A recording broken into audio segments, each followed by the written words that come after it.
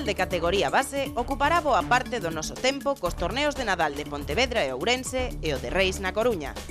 E do taekwondo pasamos ao fútbol, porque vense de celebrar o cuarto torneo de Nadal de Fútbol 7 Deputación de Pontevedra e Cancha Júnior non podía faltar a cita.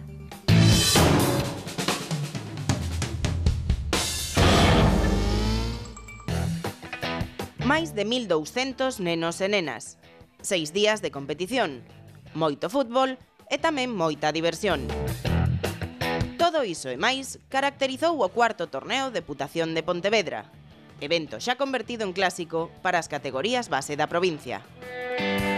Un certame cada ano máis multitudinario, con máis afeccionados, con maior calidade e no que, por suposto, os protagonistas son todos e cada un dos raparigos e raparigas que deron o mellor de si mesmos nas 7 sedes coas que contou este trofeo. Esto tienen que hacerlo más a menudo, no a nivel en Vigo y en más localidades, porque esto los chavales, la experiencia que cogen es muy importante, a todos niveles, futbolísticamente, y después se relacionan con otros niños, aprenden a competir, aprenden a perder, aprenden, no sé, yo lo veo muy bonito, muy bonito. Xogar, eles, todo que sea partidos, xogar, algo que sea o máis habitual, que sea partidos. Entrenar é moi bonito e tal, pero o partido é o que queren eles competir. Na organización colaborou tamén a Federación Galega de Fútbol, que, ante a boa acollida que ten entre os diferentes clubs, estruturou a competición en 6 xornadas, cunha fase previa de grupos que durou varios días.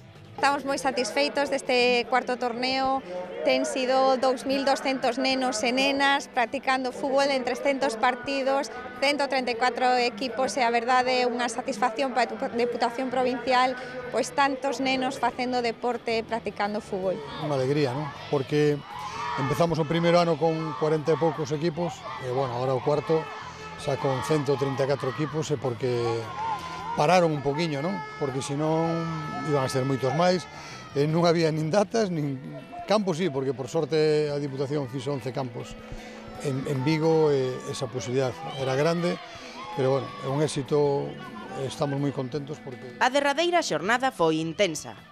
Os primeiros en lanzarse ao terreo de xogo foron os semifinalistas alevíns.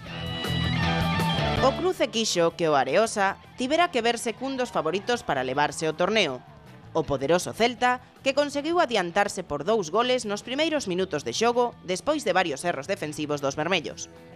Jugamos bien, pero tuvimos ali algunos fallos que nos costaron os goles. Por exemplo? Los 4, por ejemplo, uno que no, el portero no sale y nos meten por el gol por el primer palo. A distancia aumentou con 3 goles máis que deixarían o resultado cun 5-0, pero un gran partido dos vermellos. A outra semifinal foi máis igualada. Comezaría adiantándose o Coruxo, 2 goles que recrutaría o Colexio Hogar a piques de rematar os 20 primeiros minutos. Nos 5 primeiros minutos da segunda, chegaría o empate a 2, que pese a insistencia dos xogadores do Coruxo, se mantivo ata o remate. A sorte na tanda de penaltis dirimiu que o Coruxo pasara á final. Calidade e saber estar dos xogadores do Hogar. Empezaron ganando ellos porque estábamos un poco parvos y luego le empatamos, fuimos a penaltis y merecieron ganar ellos, jugaron mejor.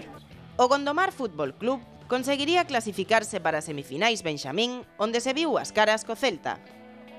Cruce complicado para os primeiros, que fixeron un gran partido, pero non foi suficiente para rexeitar o poderío atacante dos celestes. Fue difícil, salimos metidos atrás porque era el Celta, teníamos miedo de que perder y fallar y luego al meternos 5 ya no pudimos levantar ese partido. Bo encontro dos rapaces dirixidos por Javier Martínez. A outra semifinal contaría co Colexio Hogar, que xa sabe o que é facerse co trofeo de campeón no torneo, e o Rápido de Bouzas.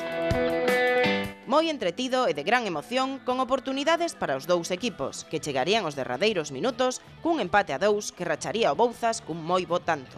Salimos confiados porque como ganamos todos os partidos pensamos que tamén lo íbamos a ganar, entonces lo perdimos. Salgueiriños e Santa Mariña serían os primeiros en poñer o balón en xogo nas finais da tarde.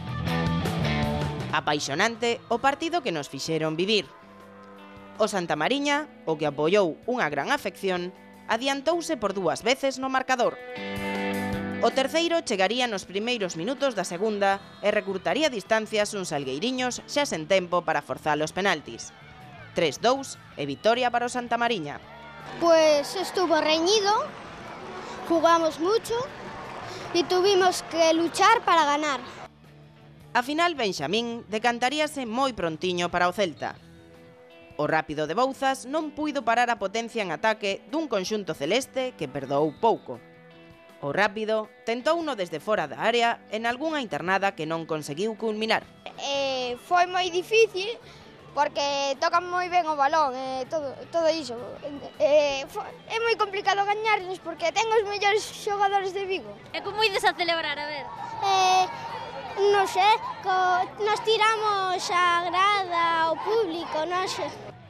A final, Alevín tivo todo o necesario para engancharnos.